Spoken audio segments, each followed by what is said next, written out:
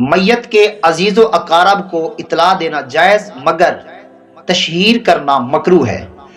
جانتے ہیں کہ کیا میت کے لیے مساجد میں اعلان کرانا جب وہ فوت ہو جاتا ہے، وقت متعین ہو جاتا ہے، جنازہ گاہ کا جو ہے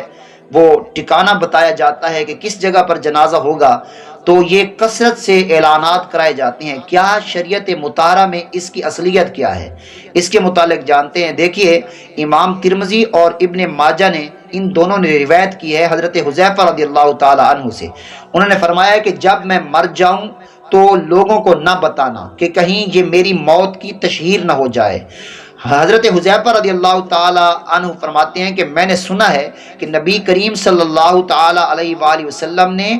موت کے متعلق فرمایا کہ جب بندہ مر جائے تو نہ ہی نہ کرنا، یعنی کہ موت کا اعلان نہ کروانا، حضور نے اس کا منع فرمایا ہے۔ امام ترمذی رحمۃ اللہ تعالی علیہ نے اس حدیث کو حسن قرار دیا ہے۔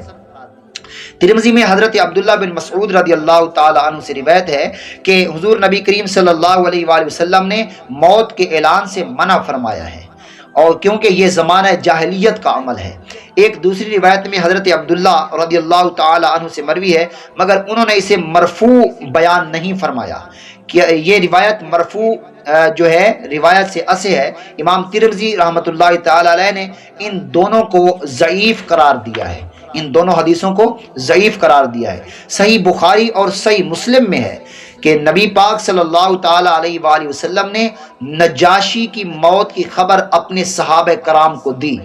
پھر دوسرا یہ ہے کہ صحیح بخاری اور صحیح مسلم میں ہے کہ حضور نبی کریم صلی اللہ علیہ وآلہ وسلم نے اس میت کے متعلق فرمایا جسے صحابہ کرام نے رات کو دفن کر دیا، تو آقا علیہ الصلوۃ والسلام نے فرمایا اس کے دفن کرنے کی اطلاع مجھے کیوں نہیں دی گئی، اس کے جنازہ کی اطلاع مجھے کیوں نہیں دی گئی؟ ہمارے محقق اکثر علماء کرام نے فرمایا ہے کہ میت کے عزیز و اقارب اور احباء اور دوستوں کو آگاہ کرنا مستحب عمل ہے۔ مذکورہ بالا دونوں احادیث سے یہی ثابت ہے، جس اعلان سے منع کیا گیا ہے وہ جاہلیت کے زمانہ کا اعلان ہے۔ اہل عرب کی عادت یہ تھی کہ جب ان کا سردار مر جاتا تو وہ قبائل کی طرف ایک سوار بھیجتے، تو وہ یوں کہتا نہ آیا فلان او نہ آیا او نہ آیا العرب، یعنی فلان کی موت سے اہل عرب ہلاک ہو گئے، اور اس اعلان کے ساتھ ساتھ آہو بکا بھی ہوتی تھی۔ میت کے متعلق اعلان اور صدا کے بارے میں امام حاوی رحمہ اللہ تعالی علیہ نے